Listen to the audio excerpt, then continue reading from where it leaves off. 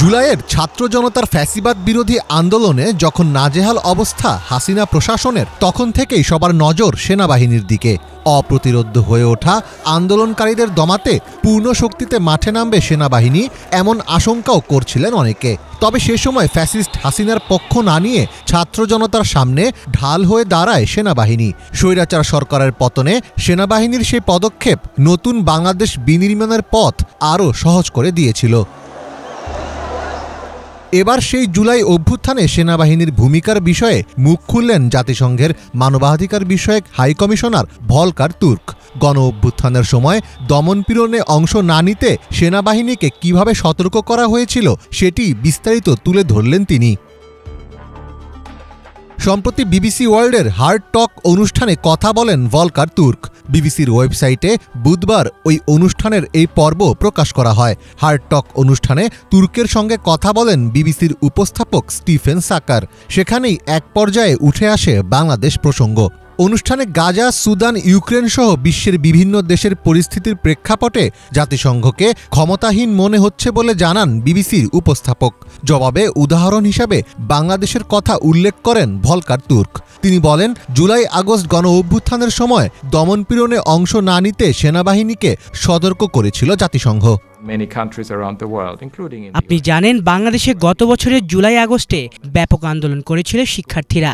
শেখ হাসিনার সরকার দমনপীড়ন চালিয়েছিল। ছাত্রদের জন্য বড় আশার জায়গা ছিল আমরা কি বলি এবং কি করতে পারি।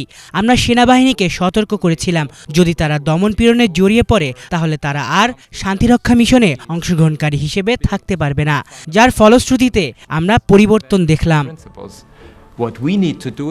ডক্টর মোহাম্মদ ইউনূস সরকারের দায়িত্ব নেওয়ার পর তথ্য সংগ্রহে একটি অনুসন্ধানী দল পাঠিয়েছিল জাতিসংঘ। সেই পরিস্থিতিতে জাতিসংঘের এমন পদক্ষেপ কিভাবে ভূমিকা রেখেছিল সে ব্যাপারেও কথা বলেন তুর্ক।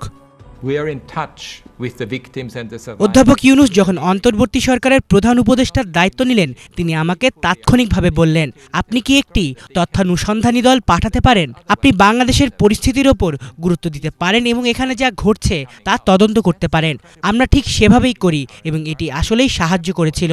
আমি গত বছর বাংলাদেশে গিয়েছিলাম। আমার একটি অবস্থান নেয় এবং তাদের সহযোগিতা করায় ছাত্ররা আমাদের প্রতি কৃতজ্ঞ ছিল। হাসিনা সরকারের পতনের পর জুলাই হত্যাকাণ্ড নিয়ে অনুসন্ধান চালায় জাতিসংঘের তদন্ত দল। গত বুধবার জেনেভায় বাংলাদেশে জুলাই আগস্ট বিক্ষোভের সঙ্গে সম্পর্কিত মানবাধিকার লঙ্ঘন ও নির্যাতনের ওপর জাতিসংঘের মানবাধিকার তথ্য অনুসন্ধান প্রতিবেদন উপস্থাপন করেন ভলকার তুর্ক। সেখানে ছাত্র জনতার বিক্ষোভ দমাতে শেখ হাসিনা সহ সরকারের ঊর্ধ্বতন কর্মকর্তারা গুরুতর মানবাধিকার লঙ্ঘন করেছিল বলে জানানো হয়। মীর ফজলে রাব্বি, বাংলা ভিশন।